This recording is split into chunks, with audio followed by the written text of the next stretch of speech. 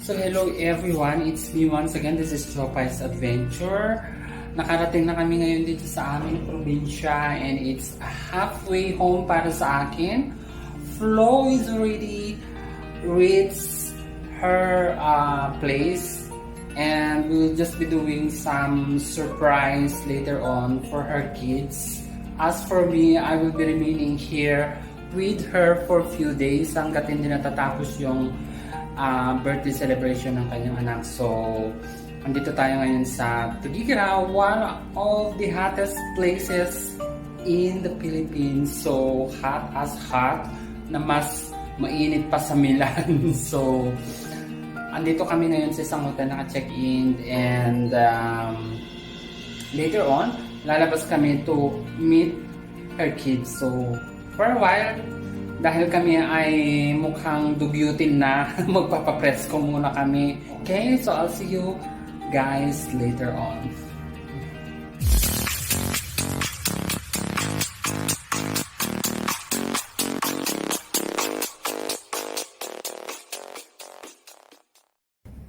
Siyempre, andyan ang ating very nervous mother na di ba naman kung ano nararamdaman. So how is your feeling na nandito ka na ngayon sa ano?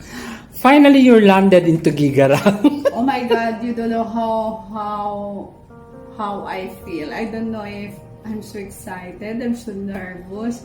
Tingnan mo nga, medyo nanginginig pa yung kamay ko. Kasi actually, hindi ngayon yung pagsurpresa ko sana sa mga anak ko. Pero I cannot wait anymore sa birthday sana ni Chelsea sa Linggo.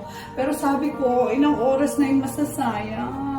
Diba? Yes, so dapat lang kasi na right away para yung momentum hindi masira. Kaya ko lang naman hindi agad-agad inano yung mga anak ko dahil kailangan may tinapos lang ako. Since tapos ng maaga, para hindi ako pa ganon-ganon. So, yes. For how many years na hindi mo nakita ang anak mo? 7 years, so that's tingnan mo yung so kamay ko, nanginginig. Tinatawanan ako ng mga kapatid ko kanina, sabi nila, ano ba yan? Para ka namang ikakasal at kinakabahan ka. Iba yung feeling ng kinakasal sa makikita at mayayakap mo na yung mga anak mo. Yes, finally. So, what's the plan after our breakfast, after we are done our shower? So, anong gagawin natin next? Ano na, maghahunting na ng restaurant kung saan gaganapin yung reunion. Hindi ko alam kung anong gagawin ko, pero kailangan makahanap ako ng restaurant na pwedeng kasi may gusto akong gawin. Tignan natin kung ma-achieve ko. No? Don't spill the tea. No. Yes. Tignan natin kung ma-achieve ko yun kasi I'm so nervous talaga. Alam mo yung gusto kong matulog pero sabi ng mata ko, wag, mulat na. Kailangan gumalaw-galaw na. Nininervous ako. Natutuwa nga ako kanina kasi pag check-in namin dito sa hotel, sabi niya dun sa reception. Sabi niya, mag-check-in lang kami saglit kasi meron lang kaming tinatago. Parang gusto ko sang i-correct kanina. Baka iba to. Oo, baka mamaya kasi sabihin nila, mga scammer tayo mahirap na, no?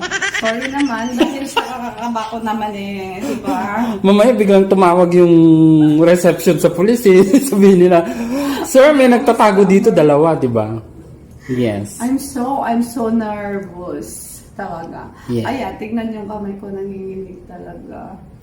So, in few minutes, kami ay lalabas at gagawin yung isang bagay para mabuo yung surprise and we will keep you updated, guys. So, please stay tuned because ito na, sabi ko nga sa best friend ko na, gawan mo ng vlog, di ba? Parang exciting naman siya. Kaya nga ayaw niya akong pakawalan kasi dahil sa vlog. Sabi niya kanina, sabi ko, please release me, let me go. Kasi nagmamakaawa naman ako. How many days na naman sa bagay for the first week naman ng aming stay sa Manila. Meron lang kaming sinadya. Oo. Parehas kaming may ginawa. So, talagang ano naman. Kaya... Yes. So, gusto ko lang sabihin kasi i-share na for the first 1 week siya kasi meron siyang ginawang repair sa kanyang mga dental cleaning actually, and then ako naman as you know, nag-aral ako ng makeup course, so parang ano lang, no? Ba't gano'n, no? Lagi tayong nagkakasama. Oo, Kaya nga. parang isa lang yung ano.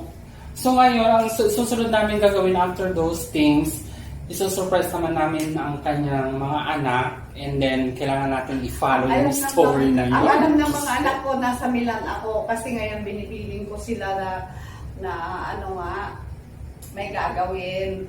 Binibiling ko na kailangan nilang pumunta. Ganun. Kaya, tara na, galingan natin ang mag-hunting. Yes. Mamaya, iikot din namin kayo, bigyan lang namin kayo ng konting footages para dun sa pag-hunting namin ng restaurants, and then, yun. And then we will see what happened for this whole day. Okay? So I'll see you later on. Ayan. Nakasakay na kami ng tricycle. Yeah, the hunting is begin. Okay, samahan nyo kami. Mag-hunt kami. Ano bang i-hunt natin? Restaurant. Restaurant.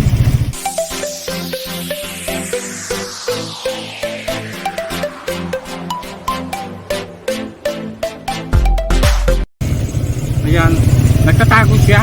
Sabi ko nga dapat ano lang, mata lang niya ang Kasi nga baka nakikita. mamaya, nandiyan pala yung anak mo sa kalat-kalat. O, di ba nakita niya yung mama niya? O. Ganyan talaga ang mga taong may pinagtataguan. Oh my God, nakakamiss ang Tugiga raw. Welcome to Tugiga.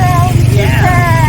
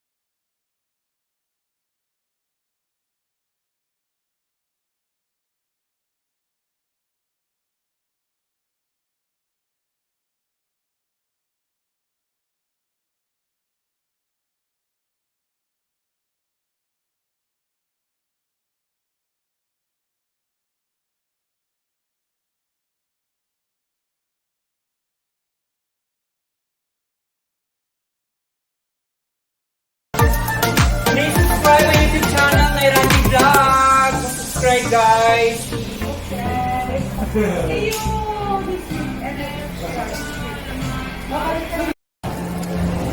Yan. Ready na ang mudra. Ang ganda-ganda na yun. So, kailangan prepared siya. So, ngayon, after the salon, next stop is the cake. So, mamimikap kami ng cake. Oo, bumili pa ako ng unicorn ko para kasali talaga ako sa crew. So, that's the spill of the tea. And then, dyan kami kukuha ng cake sa Red Ribbon. So, pipikapin namin yung dalawang in-order namin na cake para dun sa celebration ng kanyang dalawang anak. Okay? So, I'll see you on the next, ano ba to?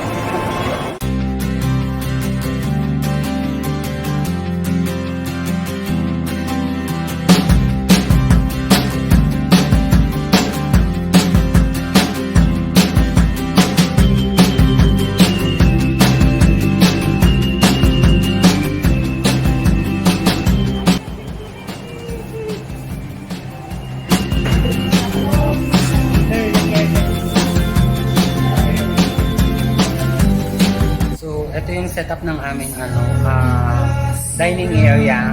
So, by 12 o'clock, magre-ready na kasi parating na yung mga bata and then the family of my friend. So, I'm so excited to see the reaction of my friend kasi it's been long time na hindi sila nagkita-kita and adventure. This is a moment that is full of emotion. So let's see later on.